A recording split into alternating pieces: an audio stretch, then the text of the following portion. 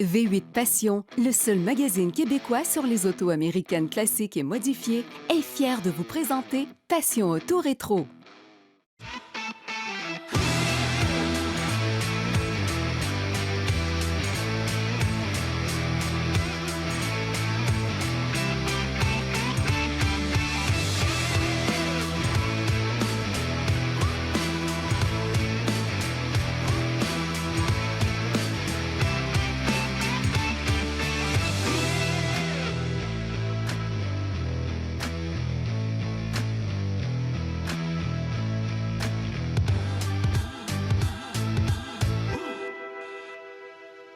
Bonjour à tous, bienvenue à Passion Auto Rétro. Cette semaine, on rencontre Mathieu Giska qui a fait une bonne partie des États-Unis pour nous découvrir quelques musées vraiment très intéressants.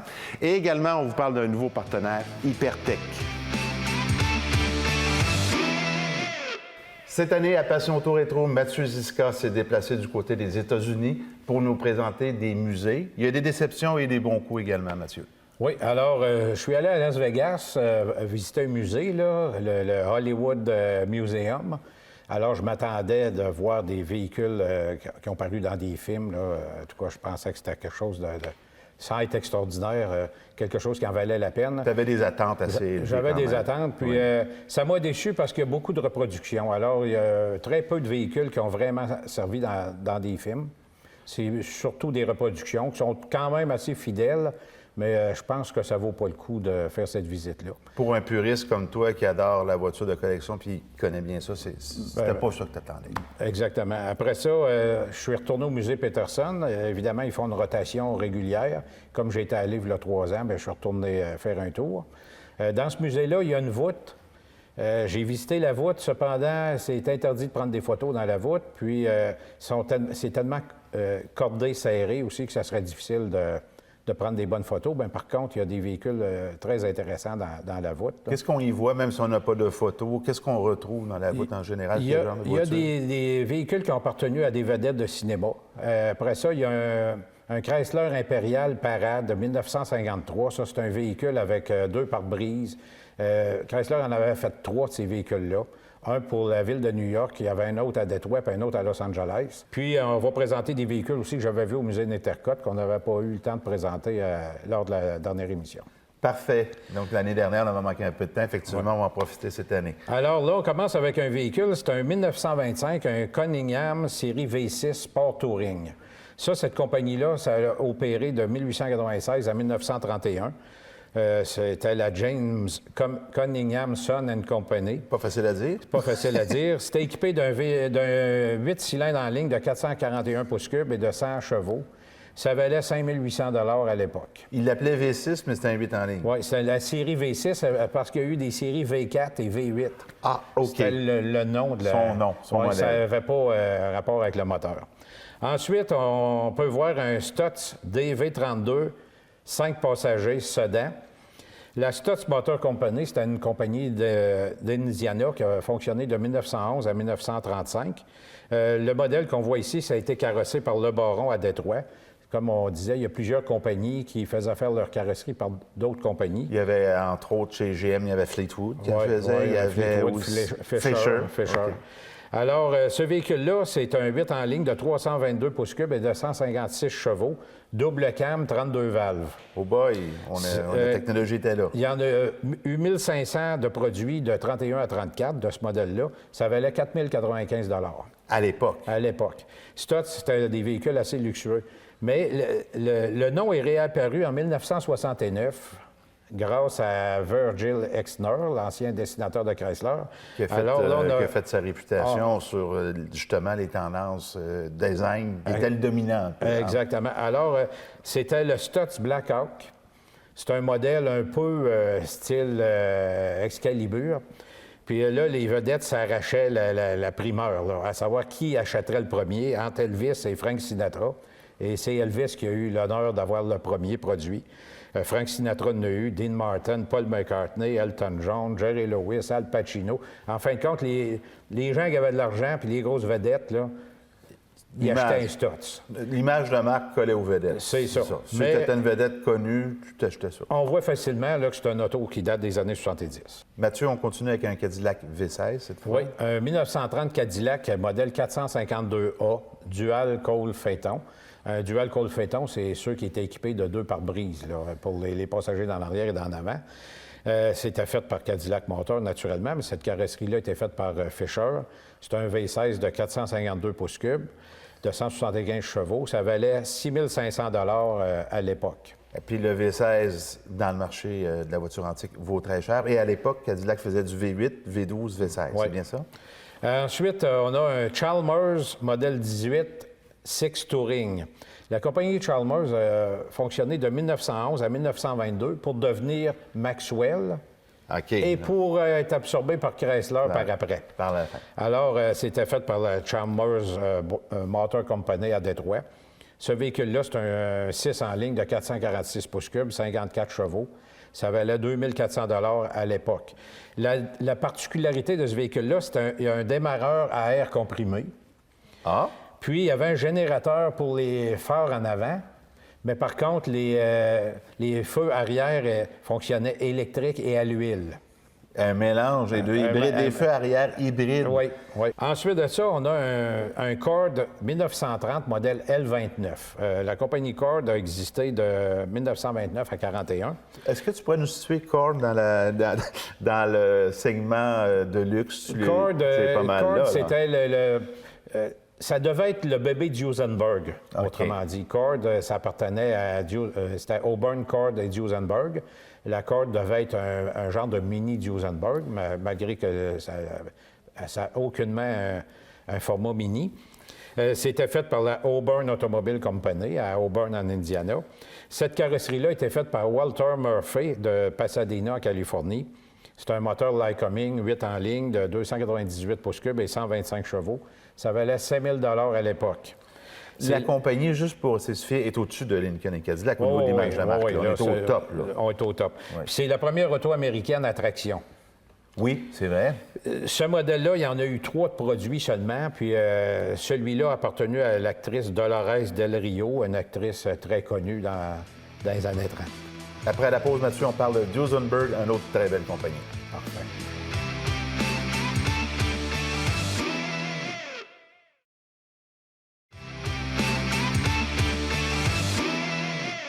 François, de Brossard Performance, encore une fois, bienvenue chez nous. Merci. C'est le fun de t'avoir. Depuis le début de la saison, tu nous parles, tu nous sors des noms, mais des noms qui existent encore aujourd'hui puis qu'on connaît très bien, que même des jeunes, je parle des adolescents qui se passionnent de mécanique. Aujourd'hui, on va parler des systèmes d'allumage d'un dénommé Bosch, qu'on connaît, le nom est connu encore. Mais quand même que dans les premiers temps de l'histoire de l'automobile, a su développer des bougies d'allumage. C'est ça, justement, encore là, on crédite la bougie d'allumage à M. Bosch, mais il y en a d'autres qui l'ont développé aussi, des types un peu différents.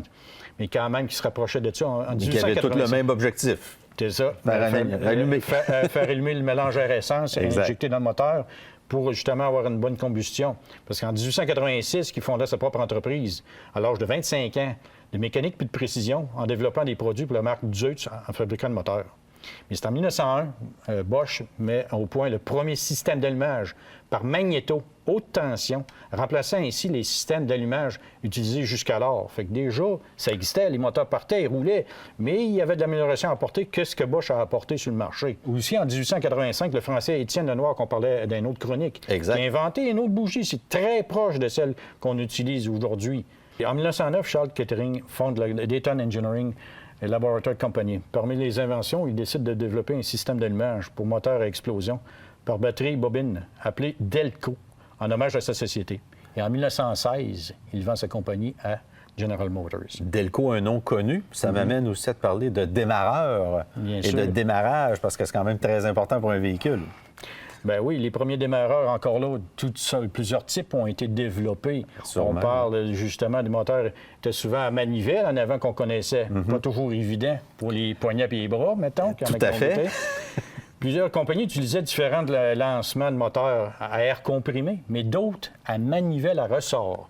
C'est un ressort qu'on crinquait avec une manivelle qui donnait l'élan, justement, à la roue moteur, benzique, pour faire partir le moteur. Puis quand on ratait notre coup, il fallait tout recrinquer encore une fois le crank. Ça fait que pour Ça partir pouvait être long, ça. Ça pouvait être assez long, merci.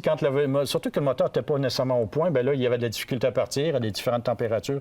Tout ça faisait des fois qu'il y avait beaucoup de difficultés. Et là, on parle des démarreurs. Et à un moment donné, est arrivé le démarreur électrique, mais c'est arrivé quand même pas mal plus tôt que je pensais. On parle des années 1910, quand même, que Cadillac a inventé ça, a développé ça à partir d'un incident qui est arrivé et quelqu'un qui était blessé mortellement, justement, pour développer un système électrique. Tout à fait. C'est le retour d'engrenage, de manivelle qui est revenu sur la tête. Comme je disais tout à l'heure, qui n'était vraiment pas évident. Là, ça coûtait cher de bras des fois, mais des fois, ça coûtait plus cher que ça. Et le démarreur électrique est arrivé. Et là, on a eu un progrès fantastique. C'est maintenant d'une grande fiabilité. C'est exact. François, merci beaucoup encore une fois. Merci. Ces moments d'histoire vous ont été présentés par Brossard Performance pour augmenter la performance de votre voiture. Mathieu, on poursuit avec un Duesenberg. Et je pensais que c'était un Chrysler sur le coup. Bien non, la grille avant, il ressemble un peu, mais ce modèle-là, c'est plus ancien qu'un Chrysler. C'est un Duesenberg 1923, modèle A Phaeton. C'était fait par la Duesenberg Automobile Company d'Indianapolis. Puis ce véhicule-là était carrossé par Léon Rubé de Cleveland, en Ohio. C'était un moteur 1.8 en ligne de 259 pouces cubes de 100 chevaux. Ça valait 5 000 à l'époque. C'est la première voiture avec quatre freins hydrauliques. Mathieu, 5 000 c'est une fortune pour l'époque. Un modèle T, ça se vendait peut-être 450. C'est 10 fois plus cher. C'est 10 fois plus cher. Mais Duesenberg, c'était la voiture la plus luxueuse en Amérique. Le slogan de la compagnie, c'était « Built to outrun and outclass any car on the road ». Ça veut dire, là, c'était bâti pour dépasser tout ce qu'il y avait sur le chemin. Top of the line. Oui. Cette compagnie-là a fonctionné de 1913 à 1937, puis ont été 4 fois gagnants des 500 000 d'Indianapolis, en 1922, 24, 25 et 27. La prochaine voiture, c'est un Pierce Arrow modèle 1603 Impérial Salon Limousine. Ça, c'était fait par la Pierce Arrow Motor Car. C'était à Buffalo, dans l'État de New York. Ce véhicule-là, il y a un V12 de 462 pouces cubes de 185 chevaux. Ça valait 5 000 à l'époque. Ce véhicule-là a été acheté neuf par Arnold Smith, qui était le propriétaire des Padres de San Diego. À l'époque. À l'époque. Et puis, c'est un amateur de course. Alors, ce véhicule-là, il a fait beaucoup de voyages entre la piste de course Delmar Racetrack puis le stade des Padres. En 1913, Pierce Arrow avait levé un brevet pour insérer les phares avant sur les ailes avant. Ça a toujours été la marque de commerce de Pierce Arrow. Puis cette compagnie-là aussi avait fusionné en 1928 avec Studebaker. Mais évidemment, ça n'a pas fait long feu parce que les compagnies, respectivement, avaient de la difficulté. Mathieu, on se transporte en 1956 avec un Rolls-Royce. Un Rolls-Royce Phantom 4 Saloon. Ça, c'était fait par Rolls-Royce à Crewe, en Angleterre, mais cette carrosserie-là était faite par Mulliner & Company à London, en Angleterre, à Londres. Il y en avait énormément de carrossiers, c'était incroyable. Ben oui. Lui est équipé d'un 8 en ligne de 346 pouces cubes et de 164 chevaux. Mais la particularité du Phantom 4, c'est qu'il y en a eu 18 exemplaires seulement de fabriqués. On n'a aucune idée quel prix ça pouvait valoir. Ça avait été fait pour des chefs d'État puis des familles royales. Ensuite, on a un Rolls-Royce 1930, un Phantom Marlboro Town Car. Ça, lui, avait été fait par Rolls-Royce d'Amérique à Springfield, dans le Massachusetts. Rolls-Royce avait une usine en Amérique à ce moment-là. Puis la carrosserie a été faite par Brewster & Company de Long Island. Ce véhicule-là, c'est un 6 en ligne de 453 pouces cubes et de 50 chevaux. Ça valait 22 000 Puis En quelle année? En 1930. Puis ce véhicule-là n'a jamais été restauré. Il est pur. Comme il était quand il est sorti de l'usine, il n'y a jamais eu de restauration. Puis on peut continuer avec un Rolls-Royce Phantom 5 Sedanka de ville. Lui, c'est parce qu'il y a un toit landau. Alors, le chauffeur en avant peut être à découvert. C'était fait à Crewe, en Angleterre. Le carrossier, c'était James Young. Ce véhicule-là, il y a un 6,2 litres de 170 chevaux. Il y en a eu 516 de produits, dont 7 de ce modèle-là, puis un seul avec la conduite à gauche. Celui-là était la propriété de Liberace. Alors, en voyant le véhicule, on peut tout de suite s'imaginer à qui il appartenait. Lui, il était couvert de miroirs. C'est tous des petits miroirs de 3/4 de pouce qui sont collés sur la carrosserie. Côté goût, c'est une question discutable, mais côté artistique, c'est quelque chose. Exactement. Ça, c'est le véhicule que j'ai pu voir à Las Vegas. Là, c'est à peu près le seul véhicule intéressant qu'il y avait là. Liberace en a quand même acheté beaucoup de voitures exceptionnelles. Oui, il y avait des. Oui, puis il était tout couvert en miroir. Le piano aussi, là, c'était. C'est quelque chose. C'était kitsch un petit peu. C'est ça, on n'osait pas le dire, là, mais le mot précis, c'est celui-là. Exactement. Tantôt, on se retrouve, on va parler un peu de japonaise. Oui.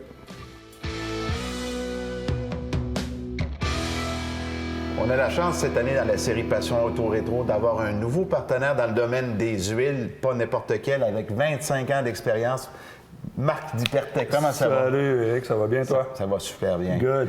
Avec toute une expérience dans le monde des affaires, 25 ans d'affaires dans un domaine aussi compétitif que l'huile, bravo. Merci beaucoup. En effet, c'est très compétitif. Alors, 25 ans en affaires, j'ai fondé Hypertech avec mon frère Roger le 12 novembre 1993.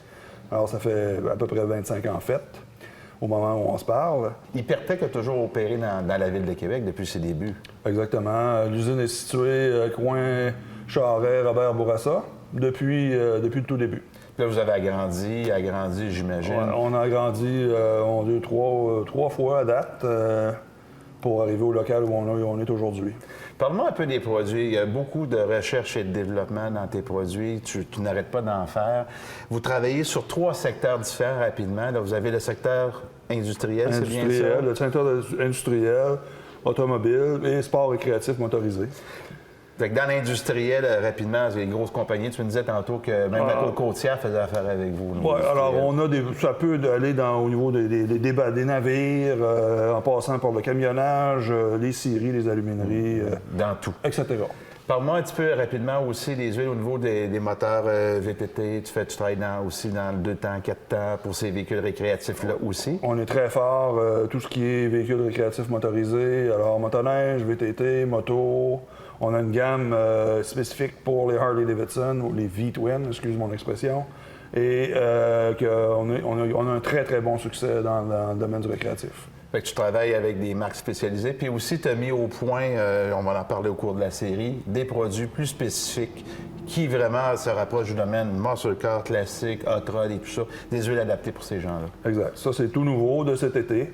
Alors, ça fait partie des 150 produits qu'on vend à tous les jours. Et je vous dirais à peu près des 150 autres qu'on fait sur mesure pour des clients. Parce qu'on a une clientèle produit sur mesure aussi. Parfait. Dans la deuxième partie, on va avoir une petite deuxième partie ensemble dans l'émission. Tu es un maniaque de voitures, tu aimes ça comme un fou. Yes. C'est un peu pour ça que tu es dans le domaine des huiles. Ouais. On parlait du petit bolide en arrière de nous autres, un petit Mustang, un petit bijou. Un petit Mustang de mon frère. On regarde ça tantôt. Yes. Pour explorer l'excellence, ce volet vous a été présenté par les lubrifiants Hypertech.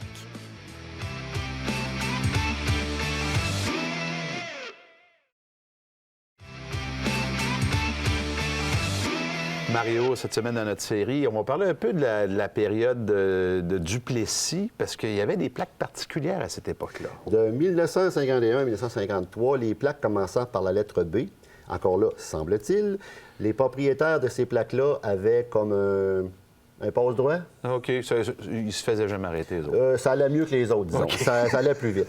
Dans les plaques aussi dites mystérieuses, il y avait la fameuse plaque avec les lettres MD pour médecin. C'était une plaque qui faisait référence à la médecine.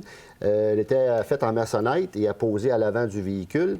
Les médecins eux-mêmes n'étaient pas toujours très friands de cette plaque-là parce qu'ils disaient que même en dehors de leur travail, même en vacances, les gens voyaient cette plaque-là et ils se faisaient souvent déranger. OK. Mais le but, c'est quoi? C'était de pouvoir stationner n'importe où sans avoir d'infraction? Exactement. Ça? Okay. Puis là, tu as compris un autre point. Les madames des médecins étaient bien contentes, eux autres. Pour aller au centre d'achat avec. Les autres, ça allait bien. Il y avait toujours un parking, tu comprends. Dans les autres plaques aussi anecdotiques, il y a la fameuse plaque avec la lettre V. On avait 3 points, 3 traits d'union, un V et un trait d'union à la suite. Ça, c'est dans le temps de la guerre. C'était la plaque, un code Morse, oui, qui voulait dire victoire. Alors, le V pour victoire aussi.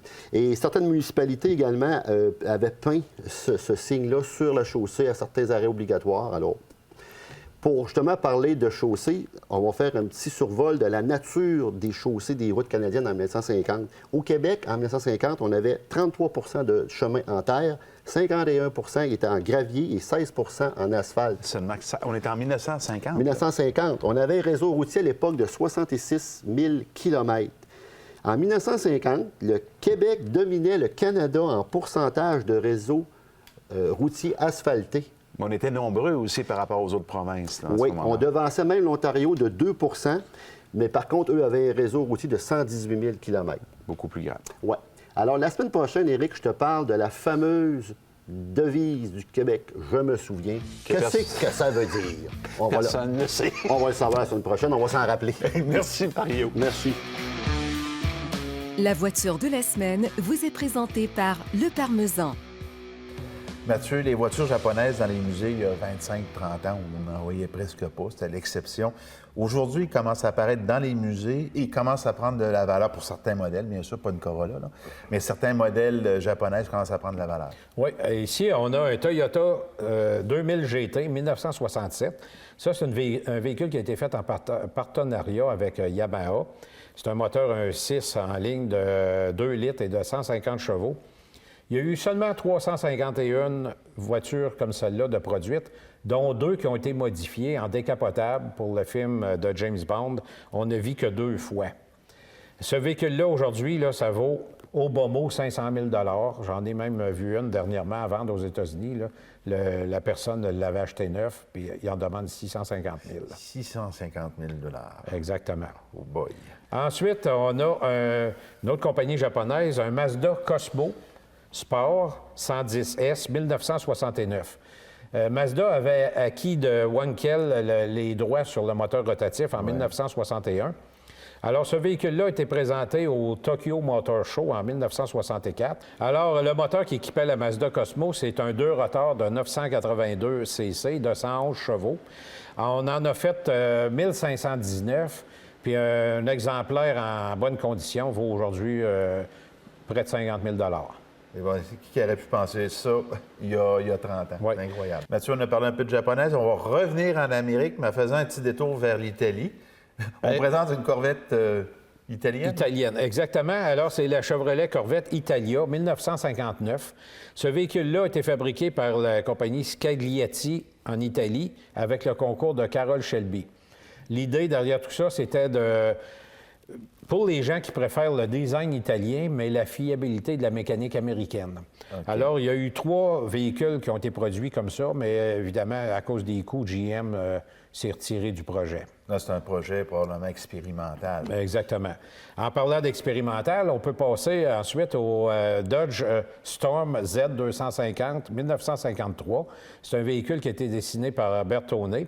Ça a été construit pour compétitionner des voitures de sport. La carrosserie pouvait être remplacée simplement en déboulonnant la carrosserie qui était sur le châssis à l'aide de 4 boulons, puis on pouvait remplacer ça par une autre carrosserie là, qui était plus commode, si on pouvait dire. Là. Aussi simple que ça. Aussi simple que ça. Ce véhicule-là a aussi été abandonné à cause du coût.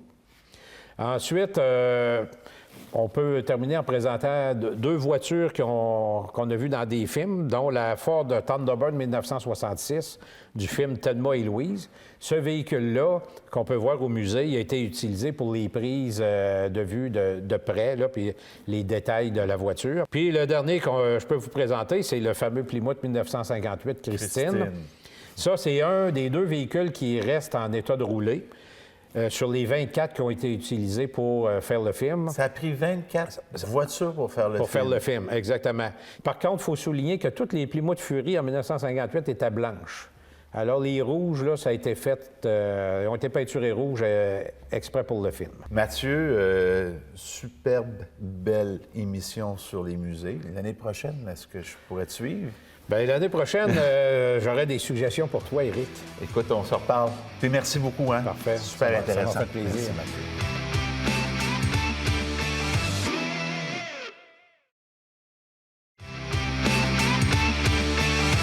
Marc, le Mustang 69 qu'on a en arrière de nous, c'est la voiture de ton frère. Exact, mon frère Roger. Il l'a eu comme un peu jeune. On est allé la chercher quand il avait 15 ans. J'en avais 18 à Saint-Gilles-de-la-Binière. Et on est allé la chercher. Elle était noire à l'époque et il y avait toujours le même moteur, le 390, Open Headers. Boum, boum. Alors, potouf, ça avait un son infernal. Je me rappelle avoir ramené ça à Thetford Mines. On est originaire de Thetford. C'était incroyable. C'était trippant, ça n'a pas de Tu sens. disais que les vitres de la maison vibraient. Les là. vitres de la maison vibraient quand on partait le moteur, ouais, C'est exact. ton frère ou toi qui l'as conduit pour l'amener? C'est moi. Ah, c'est toi. Ben, Colin. J'avais le permis. OK, pauvre lui. Yann, on parlerait un peu de mécanique de Mustang dans ces années-là, parce que c'est des années où il y avait une panoplie de moteurs. Exact. Il faut démêler un peu les gens. Dans la série V8, tu faisais des 6, on va les laisser de côté. Ouais. Dans les V8, c'était quoi les grandes lignes dans la Mustang? Ben, grosso modo, tu avais le vénérable Boss 302, si on parle de la plus petite cylindrée. Après ça, tu avais le 351 Windsor, un small block. Dans les FE Big Block, tu avais 390. Tu avais 428, 428 Cobra Jet, 428 Super Cobra Jet. Et le moteur que j'adore, le Boss 429. Pour quelle raison tu préfères ce bloc moteur-là exactement? Alors, c'est à cause que c'est un EMI. Tout simplement. C'est un moteur qui avait été conçu pour NASCAR à l'époque, etc. C'est un moteur incroyable. Le Mustang derrière nous, il est équipé de quel moteur? 390, FE Big Block, mais un moteur qui n'est pas un moteur original. Alors, un bloc de 352, des pistons 11 à 1, forgés, ça a été blueprinté, tête de 428 Super Cobra Jet, OK. une tête de 427, Holley 750 double pompe, headers, etc. Aïe, Tout aïe. pour qu'on ait du plaisir, quoi. De méchantes belles combinaisons. Ouais, c'est le fun. C'est qui a pensé à la combinaison? Ah, c'est nous et notre mécanicien à Thetford Mines, René Delisle, que bien du monde connaisse. Oui, c'est effectivement très connu. Marc, nous, on va se revoir dans les prochaines émissions. Je te remercie beaucoup. Puis on va donner des conseils aux gens. Merci beaucoup. On va parler d'huile. Merci à toi. Yes, good. Pour explorer l'excellence, ce volet vous a été présenté par les lubrifiants Hypertech. C'était Éric Fortier, mais j'espère que vous avez apprécié au nom de toute notre équipe. Je vous souhaite une bonne semaine. Je vous donne un rendez-vous la semaine prochaine pour une autre émission Passion Auto Rétro. Cette émission vous a été présentée par Expérience Course Vintage. Sensations fortes et adrénaline garantie.